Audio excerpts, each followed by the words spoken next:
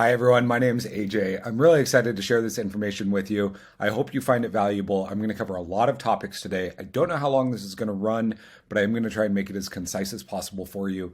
If you have any questions, I'm going to share my contact information in the next slide. But very excited for you to get to the playa and enjoy Burning Man this year. So let's jump into it. Myself, I own a 2003 older, but works really well, and excited to hopefully bring it down to the playa this year. I personally don't have tickets yet, so if you know of anybody that has tickets, please let me know, because I would love to be there with you.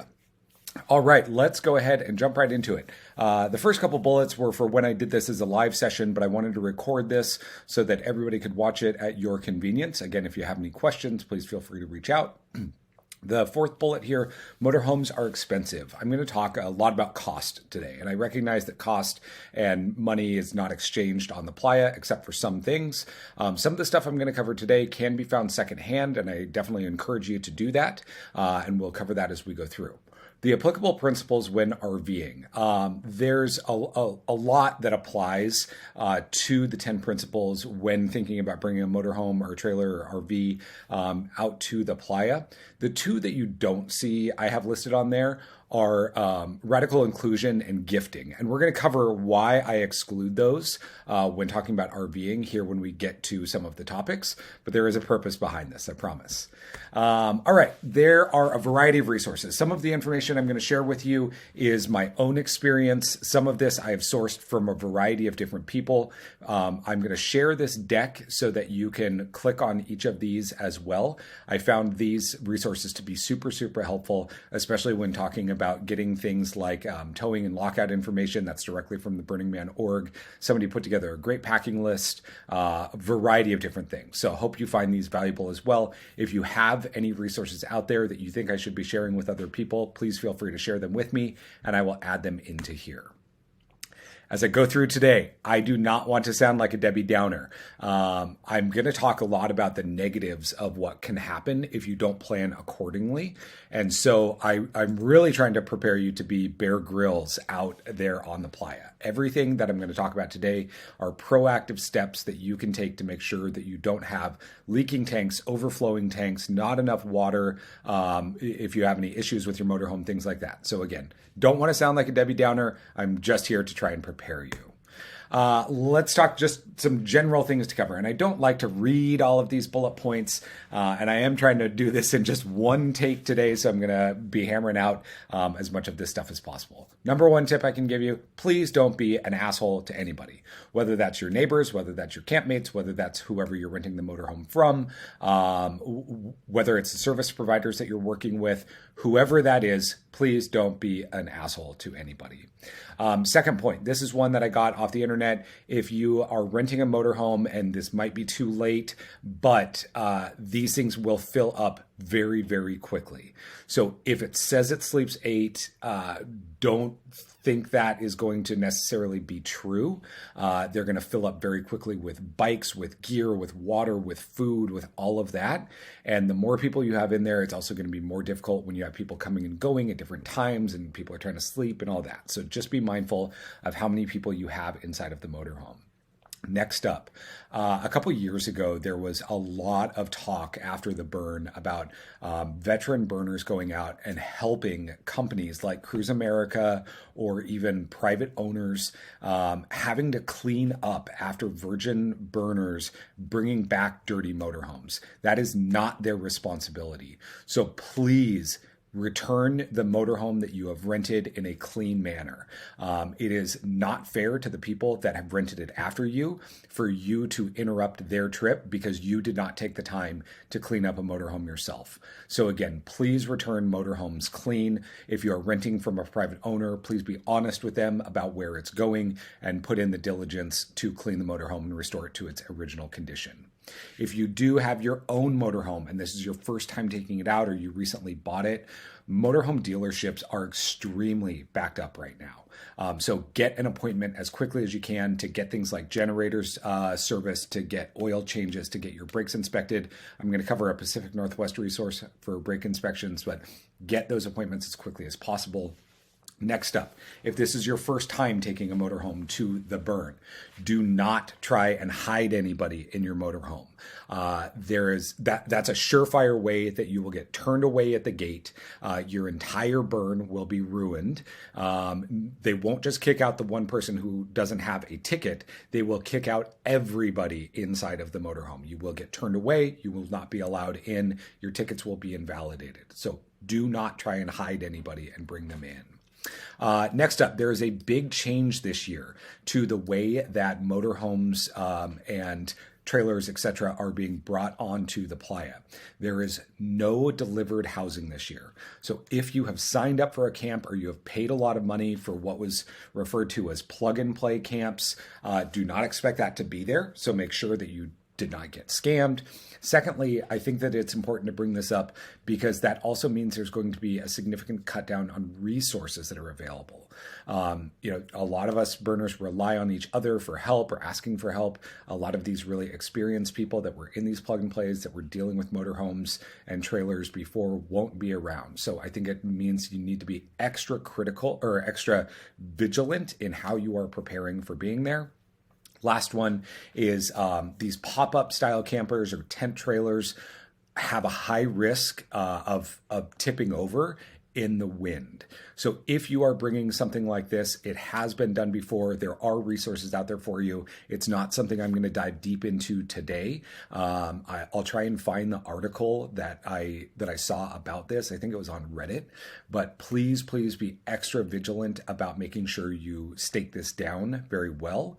And if you are using a pop-up Westphalia style van or even the newer Winnebago ones, please be mindful of using your pop tops at your own discretion, your own comfortability with dust, your own comfortability with it in the wind, all of that. So these are just some general tips. We're next going to cover some, I want to cover everything that I'm going to be talking about today. So I'm going to cover water and water management all the way through safety and best practices you can be taking, things you can do to stay cool and make sure you're just having a great time in your RV. Again, none of this stuff is intended to be Debbie Downer. It's all stuff to be proactive and how to monitor things throughout. So let's jump right into it. Pre-planning as you are getting ready to head to the burn.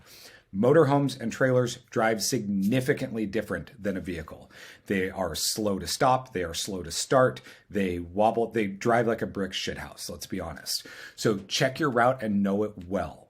If you are going on main highways, make sure that you know what exits to take and don't try and cut across a bunch of lanes to take your exit. If you have to, take the next exit, come back, do whatever you need to do, but don't be trying to do anything erratic because the last thing you need is an accident to happen while you go. Motorhomes have huge blind spots. It's really hard to see. Same with trailers.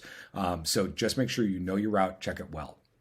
Okay, next up, getting roadside from your insurance. I would definitely make sure that if you own your motorhome, you add in roadside to your insurance. It's a very, very nominal cost.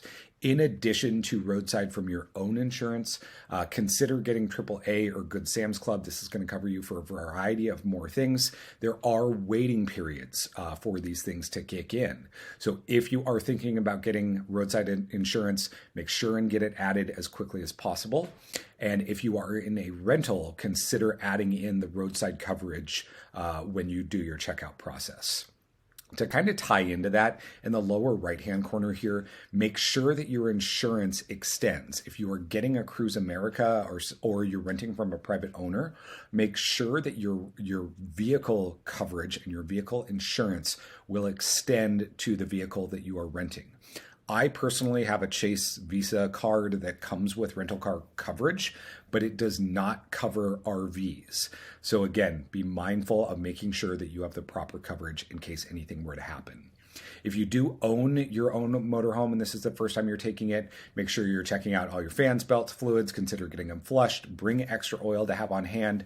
I mentioned earlier, places are very backed up. Here in the Pacific Northwest, we have a tire place called Les Schwab. They do free brake inspections, so make sure you get that checked.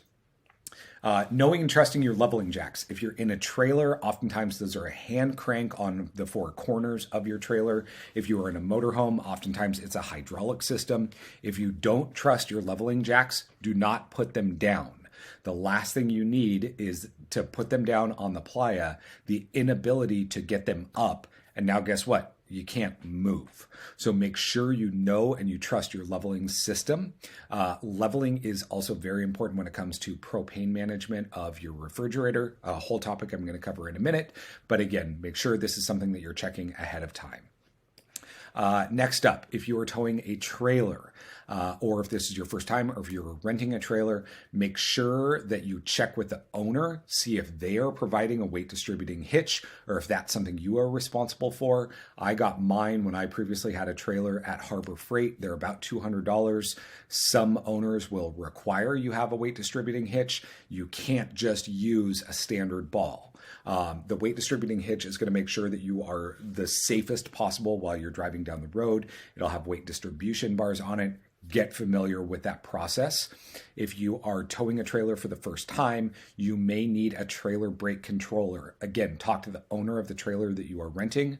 Trailer brake controllers sometimes need to be installed on your vehicle. You can also get a Bluetooth one. That's the one I had when I had my trailer. It will plug into a 7-pin round connector.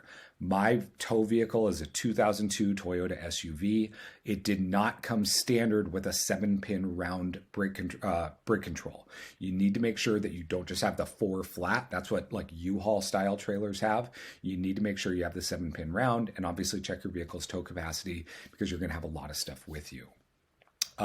If you can, get multiple sets of keys. We're going to talk about key management. If you own your own motorhome or trailer, consider getting a keypad style lock that you can just type in a code. That way you can get in and out easier. You don't even have to worry about keys. If you own your motorhome or your trailer, get your generator inspected and serviced. We're going to talk about the multi-purposes of having a 5-gallon bucket. This is for whether you are renting or whether you own. Make sure you have a 5-gallon bucket. And we're going to talk about that when we talk about tank management. All right, next up, we are going to talk about some safety and best practices. So I think it goes without saying, the last thing you want is to have any issues on your drive. So please put down your goddamn phone when you're driving. Let somebody else do the navigation. Let somebody else control the music. If you are driving, do not ruin your own burn. Do not ruin anybody else's burn. Put down your phone if you are driving the motorhome. Next up, making sure all of your fire and CO2 detectors work. Pretty straightforward. If you're in a rental, that should be good. If you're in your own, just do a check on all of those. This is critically important, whether you're in a vehicle or whether you are in a motorhome. Make sure your taillights are visible. If you are putting bikes on the back of your motorhome, you need to make sure that your taillights are still visible, your license plate is still visible. If it has a light, or you do have to have a light on it for Nevada state law, but make sure that everything is visible for you. Don't overload. That's a hard one to be mindful of right now. If you are very heavy, just make sure you're driving extremely safely because these things are heavy. Next up, you will see everybody gives you tips about using blue tape around the seams. It's going to make cleanup a lot easier, all of that. But whatever you do not cover your propane, which is tied to your fridge, your hot water heater, and possibly your heater inside of there. Do not cover those outlets with tape. That is a surefire way that your motorhome can catch on fire and cause a lot of damage. So whatever you do not cover those things up. Be mindful of your roof. Okay, so don't get me wrong. Love getting up on the roof, looking at what's going on the playa, dancing, doing whatever. I talked a little bit about how some of the principles don't apply when it comes to radical inclusion and gifting. You do not owe anybody on the playa access to your roof. It is really easy for people to accidentally step through a skylight or one of those vents. So when it comes to being on your roof, make sure you're having clear conversations with anybody else that is in your motorhome about what you're doing up there, what state of mind you are in if you were up on your motorhome. That can cause a lot of damage. It can be very detrimental to your week. So again, you do not owe anybody that you just met or friends that you're making or neighboring camps or anything access to your roof. That is for you, and you take a calculated risk when you are up there. While you are driving, if say somebody in the motorhome says, I want to stop at Red Robin, or I want to stop and get lunch, have them look proactively of what the parking situation is when you are trying to get somewhere. I personally will try and look at my destinations. I'll look on Google Earth. I will make sure that my motorhome is going to fit in there, that I'm going to be able to navigate around really easily. The last thing you need is to cause havoc pulling into somewhere that you're not going to be able to fit at. So ask your counterparts inside of your motorhome to help you with that navigation. It's really easy for stuff to fly around inside of motorhomes. I personally was going like 25 the other day, coming around a pretty long curve, got a little bumpy. My microwave flew open. The glass plate inside of the microwave flew out and broke. So really easy for stuff to fall over and break. Just make sure you are securing everything inside of cabinets, on the bed, whatever it is, because it's really easy for stuff to go flying around, and just keep checking on that stuff. I said earlier, motorhomes ride like a brick shit house, and especially once you hit the playa, things are going to start to get really bumpy. Speaking of getting to the playa, please do not start drinking in line. I know there can be really long delays. Not to scare any first timers here, my 2018 burn, I was in line for 9 hours because it was windy and whiteouts. And you can't move. That's fine. Be prepared for that, but please don't start drinking in line. It puts yourself and other people at risk. And again, the last thing you need to do is ruin your own burn or ruin anybody else's burn. If you are in a rental, please share your license plate information with your friends and family, just in case anything were to happen. Again, just a general best practice there. All right, your awning. If you are planning on using your awning as a shade structure, you need other plans. Motorhome awnings will not hold up in the wind of the playa. They will get really dirty. If you are in your own motorhome, that's your own risk to take. If you are in a rental, I do not recommend using your own awning. Plan on using a different shade structure. See if your camp has a communal shade structure, but don't plan on using your own. I do recommend writing down and knowing the height of your RV for your drive, especially if you are going to be going through any cities, if you're going through any underpasses, things like that. You should be good if you're on major highways and all that, but again, just a good thing to know off the top of your head. If you are new to RVing and you own your own, this is a tip I found online. Just load that thing up, take it up a steep mountain pass, see how it performs, plan on what you can be doing to make sure that you're going to have a safe ride. If you're renting, they will not come with kitchen supplies and bedding. This is at least for Cruise America. So make sure you're planning ahead of time to know what kitchen supplies are going to be available for you and what bedding supplies are going to be available for you. If you are going out and buying stuff, make sure you get vinegar. Vinegar helps significantly with playa dust and cleaning it up. We're going to cover cleaning and how to be proactive about cleaning in this presentation. I already mentioned the Google Earths. Again, kind of tied into don't be an asshole is to please be patient. Be patient with the service providers that are helping you fill up water. Be patient in line if you're somewhere to dump your gray and black tanks on the way out. Everything you do, just please practice patience.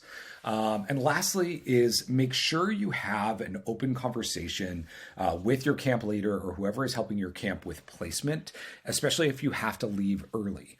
I think I have it another tip later on. I say park it and leave it. But if you have to leave early, talk to your camp leader about where you can be placed in camp so that you don't disrupt anybody else when you're leaving. Camp leaders are well versed in talking through this with people. And the last thing you need, especially if you're leaving on, say, Friday or Saturday before the man burns, or you're planning on leaving Sunday before temple burn, but the rest of your group is staying for the Exodus week or helping, clean up MOOP, all of that. Just make sure you're mindful of how you're going to get out. These things are not easy to maneuver in tight spaces, and so you need to make sure you have a clear path to exit. All right, things to buy ahead of time. So Camco is well known as a motorhome and trailer supplier of different and assorted things. So one thing I personally do, I just search for Camco on all of the secondary sites, see what pops up, see if you can find any good deals. This black and gray water tank that you see here in the upper right-hand corner with the orange handle, this will give you an extra, say 15, 20, 25 gallons of extra space if you need it. Just be mindful, water is very heavy. And this will be hard to get loaded back into your motorhome. You cannot dump this on the playa. That's not what I'm talking about here. But this is something that you can use to give yourself a little bit of extra space inside of your tanks. I found mine on the Nextdoor classifieds. I was lucky I found it for $20. It had never been used before. This is really nice to have, especially if you own your motorhome or trailer. Probably not necessary if you are renting. Next up, vent covers. Down in the right-hand corner of this screen, you see these silver little blocks. Those are made of foam. They stick up into the pop-up style vents that are on the top of your motorhome or trailer. These are really nice to have. They're a nominal cost. They're like $12, $13 a piece. They are able to be stuffed in there, especially if you're doing a lot of blocking out of your windows to help keep light and heat down. We're going to talk about that in the staying cool section of this. But these help make sure that if you are trying to sleep in, you don't have light beaming in through the roof of your motorhome. Great to have, nominal cost. You can get them on Amazon. If you're here in the Pacific Northwest and you go to Fred Meyer, you can get them there too. Door magnets for exterior. This is a great way to set the tone with your motorhome roommates of who is in and out of the motorhome. You can use magnets. Do this however you want. Just make sure that your group is mindful about updating whether they're in or they're out. If you have all set the tone that if we have marked it this way, we are in for the night, we are asleep, please don't be loud when you come in. This is going to save a lot of hostile conversations later on, yelling at people, why the hell were you so loud? Use this as a way to communicate what's going on inside of your motorhome from the exterior. This is a cheap way to do it. You can get creative, have fun with it, but I strongly recommend this. Magnetic hide key. I cannot stress enough how important it is, if you can, to get multiple different copies of your key made and have them on the outside, have them in 2 locations, because again, if you've got some people coming in and out all the time and somebody forgets to put one back, have another backup. Make sure that whatever you're doing, you have hide keys, because the last thing you need is, again, to get stuck on the playa. If you are in a Cruise America or if you are in a rental motorhome, my experience has been that they're newer Ford vehicles, and they have a headphone jack aux cord in them. So they don't include the cord though. You need to supply that yourself. So look for one of those, or bring your lightning adapter or whatever adapter you need for your type of phone. These FM radio Bluetooth adapters, I have old cars, so I have them in all of my cars. They're about $20. They're on Amazon. They plug into your cigarette lighter. They emit an FM radio signal and a Bluetooth signal, so you can hook up your phone and you can connect it to the radio. Again, only your passengers are controlling music or whatever you're listening to, but they're a great thing to have on hand in case you need it, so that no matter how far you're driving in your rental or the motorhome you own, you can listen to your own music the whole time. If you own your own motorhome, if you own your own motorhome, I strongly recommend, I refer to it as the poop wand. It's this long white tube down the middle of this screen here. This is something that hooks up to your garden hose. You put it inside of the tank, you move it around, it's going to blast everything off. Try and get onto the playa with a clean black tank. This will also help once you have drained your black tanks and you get home. This will help just make sure all the gunk is off on the inside of your black tank. Again, nominal cost, $10 to $15, but well worth it to make sure that you've got a clean black tank. If you're thrifting as you get ready for the burn, I strongly recommend walkie-talkies. Give some to your friends if you get in line differently, or if your lines start moving at different speeds. Great way to stay in contact with anybody. If you are going to be on walkie-talkies and you happen to come across what you're hearing as like the Rangers or the Burning Man org or something, if you happen to come across that channel, please do not be an asshole and interrupt anything that they're doing. Find a different channel to connect with your friends with. Talk about it ahead of time. Find an obscure one. Have a backup one in case you happen to come across that. But do not interrupt anybody that is doing official business on the playa. That's really important that we are respectful of those that are there, making sure that we have a great week. Tank cap. If you own your own motorhome or trailer, Tank cap is a very nominal cost and something that falls off easily, especially in really bumpy roads, right? So your black and your gray tanks have slide mechanisms that are holding back all of that water. Your tank cap is the extra protection that if one of those were to be jostled open, and this is a great thing to check as soon as you get onto the playa, go out to your motorhome, make sure those are shut tight so that you don't have any issue. And then again, your tank cap is going to go over that. Bring an extra to have on hand because again, these things can fall off really easily. They're usually just held on pretty loosely, and a great thing to have to again make sure that you are not the person with a leaky tank. Funnels, great to have on hand. We mentioned earlier, bring some extra oil, bring some extra fluids. Funnels you need not just for your engine, but if you are going to try and replenish some of your freshwater, we're going to talk about freshwater management here as we go through this, but I recommend a small hose, especially if your cooler has an outlet to hook up a hose to, then you can ask for help. Somebody's going to help you hold that cooler up. Again, only if you have clean cooler water can you feel confident putting that water into your fresh tank, assuming you have the capacity in your black and gray tanks to then supplement your fresh water. We're going to talk about freshwater and whether to drink out of your freshwater tank or not. But again, I highly recommend using something if you are going to be funneling in some extra fresh water, because you can use an exterior shower on your motorhome as long as you evap responsibly. Again, I'll talk about that in a few minutes. Last thing that I do recommend adding in ahead of time, they take up very little space, they will be helpful, is those space or those foil blankets, those emergency blankets. They come in a little, folded up like that. Those work great for helping cover your windows to help block out some heat. All right, next up, get excited to be there. I love the playa. I love this view, looking at everything that's going on out there. This looks like a relatively early in the week shot. Not that many people out there. The place will just get totally packed. All right, let's talk about BMs at BM, bowel movements at Burning Man, and how to manage your water, how to manage your black and your gray water tanks. All right, this quote is taken directly from the Burning Man org website. So this is the most up-to-date information about whether you are going to get pump service or not. Here's my recommendation. Do not plan on getting your tanks pumped on the playa. If you find one and if you get service, you are very lucky. But do not plan on having it done. Treat your tanks accordingly. These trucks are moving around quite a bit. You kind of have to commit yourself to a day of hanging out, hoping that you're going to see one, hoping that you can flag one down. These do cost money, right? If you are a first timer, you've probably seen, right? There's no money exchanged on the playa for services beyond coffee, or what used to be coffee at center camp. That's not happening this year. And ice. Getting your tanks pumped does cost money. So please have small denomination bills. I'm going to cover cash here in a little bit, but they will not fill up your fresh water, right? So they are only there to pump out your gray and black tanks. They will not fill up your fresh, so plan accordingly. I have a screenshot from Cruise America on how big tank sizes are. We're going to talk about that.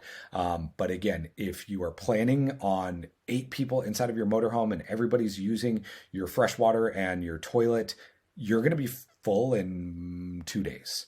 And then you're going to be you're going to be in a motorhome that literally smells like shit. So just be mindful of what that means to use your tanks and how to manage your expectations around getting RV servicing. I'm going to take a quick break. We're going to come back to water management here in a minute. I'm going to piece these videos together, but hope you are finding this information valuable so far.